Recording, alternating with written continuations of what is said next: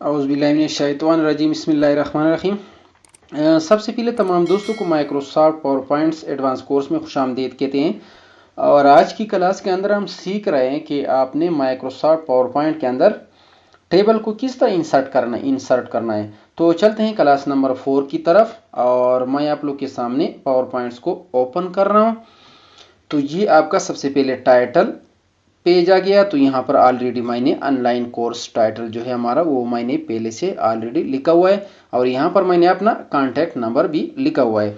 तो सबसे पहले यहाँ पर मैं ले लेता हूँ न्यू स्लाइड। यहाँ पर आपने राइट क्लिक करना है और यहाँ पर मैं एक न्यू स्लाइड ले लेता हूँ।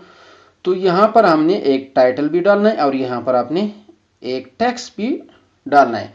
तो ऑलरेडी मैंने MS वर्ड के अंदर कुछ टेक्स्ट पहले से लिखी हुई। यहाँ पर व्हाट इज मॉनिटर, तो इसको मैं यहाँ से कॉपी करता हूँ Ctrl+C, और यहाँ पर मैं पेस्ट कर लेता हूँ Ctrl+V। उसके बाद यहाँ पर मैं इसका डिफिनीशन जो है वो भी कॉपी कर लेता हूँ। तो यहाँ से मैं Ctrl+C कर लेता हूँ और यहाँ पर मैं पेस्ट कर लेता हूँ। तो ये तो आपका व्हाट इज मॉनिटर, और उसके बाद उसका ये डिफिनीशन आ गया। तो मैं चाहता हूं कि इस जगह पर ये जो डेफिनेशन है उसके नीचे मैंने एक टेबल बनाना है। तो टेबल आपने किस तरह बनाना है, तो सबसे पहले आपने जाना है इंसर्ट में, और इंसर्ट के बाद आपने जाना है यहाँ पर लिखा होगा टेबल। टेबल को आपने क्लिक करना है और यहाँ पर देखो आपके पास ऐसे डब्बे आ जाएंगे। तो ये आपके जो इस साइड पर ये आपके रा है, और जो नीचे साइड पर ये आपके कॉलम है। तो यहाँ पर ये भी आपको बता सकते हैं, देखो ऊपर 2 ज़रबे 1 2 ज़रबे 3 4 इस तरह आपको यही भी बताता है। तो यहाँ पर मैं ले लेता हूँ, मतलब है मैं 5 रा लेता हूँ और मैं 6 कॉलम लेता हूँ। तो 1 2 3 4 5 ये हमारा रा हो गया, और 6 मैं कॉलम लेता हूँ 2 3 4 5 6। ये आपका टेबल बन गया। तो इस टेबल को मैंने नीचे लाना है। तो यहाँ पर मैं इसको क्लिक करके यहाँ उसको पकड़कर यहाँ पर मैं ले आता हूँ। तो इस टेबल को आप स्लाइड में जहाँ भी आप मूव करते हो मूव कर सकते हो, एक जगह से दूसरी जगह पर आप आसानी से ले जा सकते हो। तो यहाँ पर मैं इसको रख लेता हूँ, और यहाँ पर देखो आप इसको छोटा भी कर सकते हो बड़ा भी कर सकते हो टेबल को।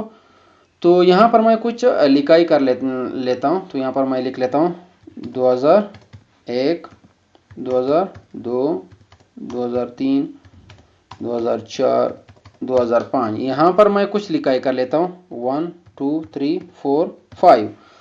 और आप यहाँ पर भी आप टेबल अपनी रिक्वायरमेंट के हिसाब से आप यहाँ पर भी लिख सकते हो, मतलब ये टेबल को बढ़ा सकते हो। उसके बाद एक और तरीके से मैं आपको समझाने के लिए एक और जो है स्लाइड ले लेता हूँ। तो यहाँ पर मैं न्यू स्लाइड ले लेता हूँ। उसके बाद यहाँ पर दोनों जो स्लाइड सेम है बिल्कुल, तो इसका मैं लेआउट चेंज कर लेता हूँ। तो यहाँ पर मैं 2 कंटेंट वाला ले लेता हूँ। तो यहाँ पर आपके पास एक टाइटल आ गया और एक जो है 2 बॉक्स आ गया है 1 2।